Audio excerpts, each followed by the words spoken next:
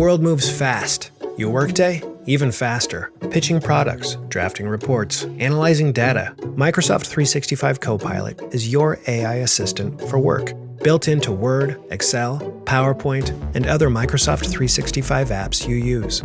Helping you quickly write, analyze, create, and summarize. So you can cut through clutter and clear a path to your best work. Learn more at Microsoft.com/M365 Copilot. This is Under the Dome. On today's episode, we're taking a look at what's happening in North Carolina politics for the week of Monday, February 8th. For the News and Observer and NC Insider, I'm Baumgartner Vaughan, your host for this episode of Under the Dome. We're relaunching the podcast for 2021 with a little bit of a different format. You'll get episodes twice a week, starting with our Monday look-aheads to what's coming in NC poll. And this is Monday, February 8th. And there are three big things ahead this week: COVID relief, schools reopening bill, and the revenue forecast. With me today is my colleague, Colin Campbell. And we're going to talk about these three big issues coming up, who they'll affect, and what's at play. So, Colin, why don't you start us off? Let's look at COVID relief and what the General Assembly has to spend, what they want to do, and what Cooper's going to sign or not. Yeah, so we're already sort of well along the path with the first round of COVID relief, the bill that passed both the House and Senate unanimously last week. Initially, it was just a bill to change some deadlines because originally they had to spend all of last year's money by the end of December. Congress changed that, so now they have, in some cases, well into 2022 to figure out how to get some of this money out the door. And so that was the initial plan for this. But then they added what ended up being about $2 billion worth of new money coming in from the latest federal stimulus package, and they sort of fast-tracked those because they were dealing with schools reopening, vaccine distribution, and then rental assistance for people who are, potentially getting evicted and that sort of thing. So that really didn't have much opposition to it at all. Passed unanimously. The governor was clearly in support of it. He, as we were recording this, he hasn't signed it yet, but he's pretty much expected to. But then the next phase of it, I think, is where things get a little bit trickier and will be a little bit more of a sausage-making process in the legislature. Because the next bill will drill more into how to spend some of the new funds.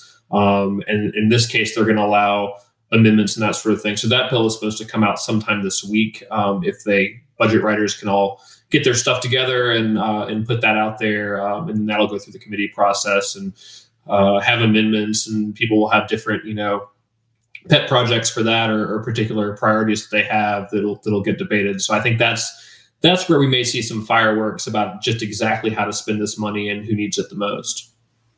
Yeah, I'd say, those of you that followed the short session over the summer and saw how those COVID relief packages were passed, it, started off in committees of different things and were all rolled together.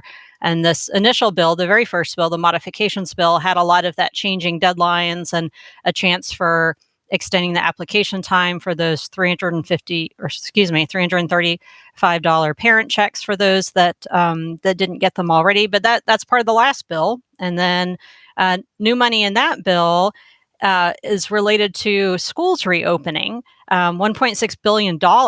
And schools reopening is the other big thing that is happening this week, but has been, a topic for months. We're going on.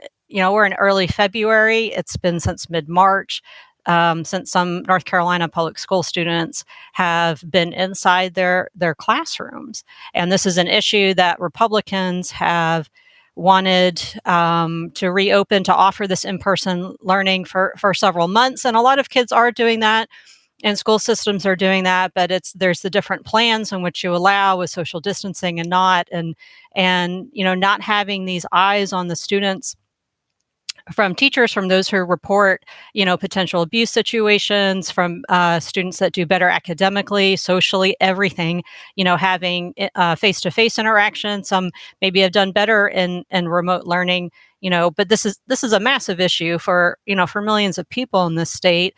And the bill that came up this past week and has already been passed Senate second reading on Thursday would require schools to have some sort of in-person education. And It's Republicans who are the majority in both chambers, as most of our listeners know. If you don't, that's the situation. They don't have a supermajority, but they do have a majority, and so they run the legislation.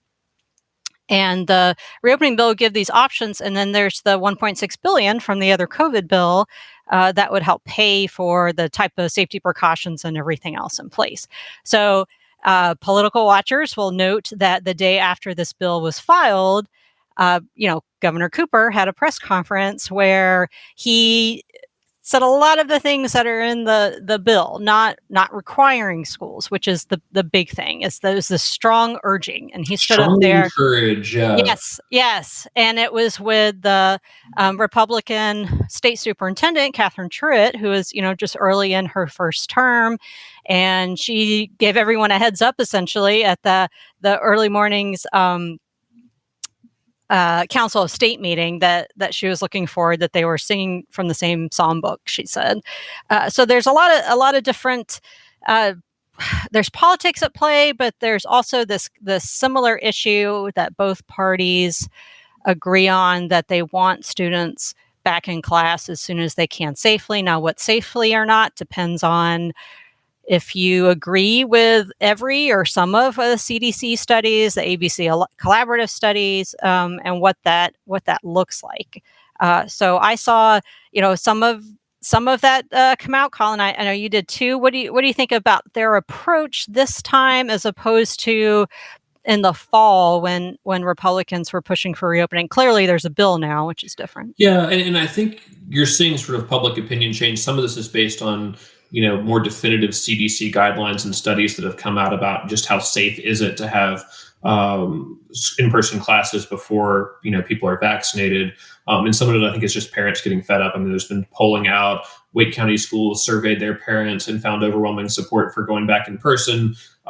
Same for, I think there was a conservative Civitas poll that came out in the last week or so. So I think politicians are realizing that, but at the same time, you still have, the NC Association of Educators that's saying, we want to go back too, but we're really concerned about doing that before the vaccination of teachers. And according to Mandy Cohen last week, that's at least a few weeks away, and there's no plans to sub-prioritize the different groups. So when we move on to vaccinating frontline essential employees, teachers aren't ahead of the line of police or grocery store workers or anybody else who's in that group. They're going to have to, wait in line and, hunt for an appointment the same way the 65 and up age bracket has been doing for the last month.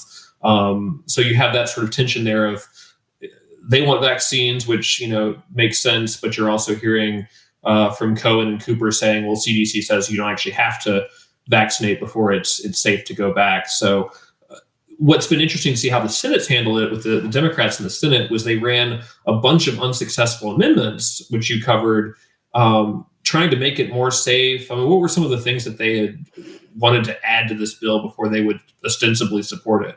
The most interesting thing to me, I thought, was that, and something that's come up every year, our K-12 education reporter, Kern Huey, was telling me that it's the school nurses.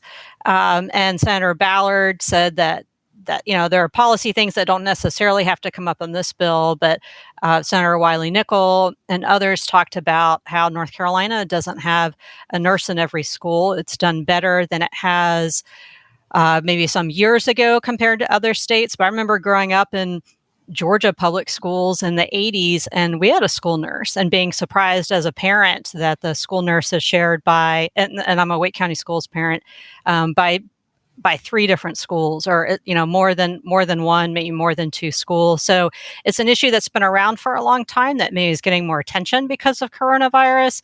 Will it come up in another bill that doesn't go anywhere this session or part of the budget? Probably, maybe. We can talk more about that later. But as far as what the schools bill is going to affect so many people, the COVID bill is going to affect so many people, and a lot of, I guess the silver lining to this is that a lot of this is federal money. So North Carolina doesn't even have to worry about their own money, which leads us to our third and final big topic of your preview this week. And that's the revenue forecast. I know everyone's excited to talk about the budget At least those of y'all that are listening are as excited as It's we early are. budget time. It's I like know, a it's exciting. February miracle or something for those of us who love budgeting. So Cooper had 2 press conferences this past week, and the second one was a little bit about what he wants for the budget priorities, not the budget, but some of it. He wants bonuses for teachers and some other state employees, but also looking at how he wants to spend some COVID money, which is already in bill we've seen and probably in the future bill. But anyway, sometime this week, according to the state budget director, who's part of Cooper's administration, we'll get the revenue forecast, and it will probably be pretty good for North Carolina. Republicans will tell you that's because they're conservative with money and that we have a really nice rainy day fund and people aren't necessarily going to lose their jobs, or they say that they're not. So things are looking pretty sunny for the forecast, probably, from what we're going to see. Yeah, a lot of that stems from not having a budget for a couple of years, which maybe was some unintentional foresight in Cooper and the Republicans not being able to agree on how to spend money. So it's just piled up. What I've been looking at is the state's controller's report, which comes out once a month, which you can kind of think about as like the state government's bank statement.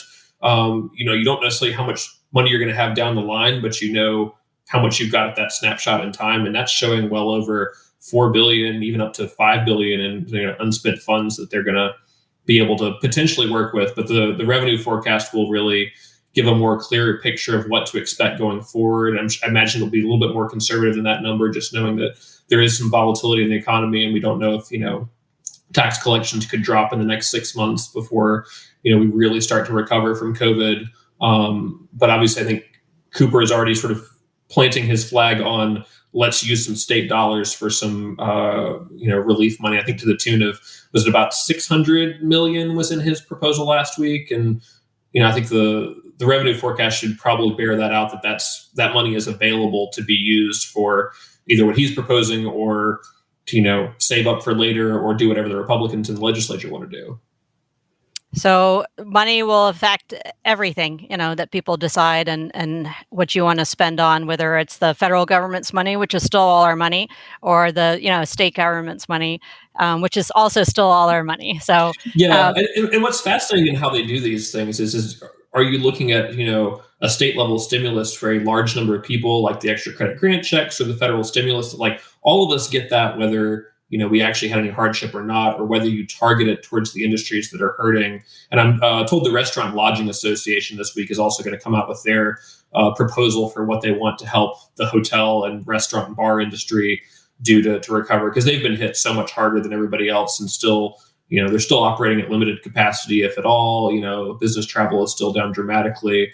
And so a lot of these places are probably going to end up going out of business if there's not something done soon. So that'll be an interesting piece of the puzzle to see whether there's an appetite to doing more focused aid than we saw last year. All right. So the revenue forecast is a nice segue into this has been our forecast for the week. We're looking at COVID money and all the stuff tied to that, schools reopening, and of course, what does the revenue picture look like? So I'm sure we'll have some more surprises. That's why we all love North Carolina politics. So for the NNO and NC Insider, I'm Dawn Vaughan with Colin Campbell. Thanks for listening. For more from our politics team, subscribe to the News and Observer at newsobserver.com/subscribe. Follow us on Twitter at Under the Dome and NC Insider, and sign up for our weekly political newsletter, also called Under the Dome, at newsobserver.com/newsletters. Thanks for listening.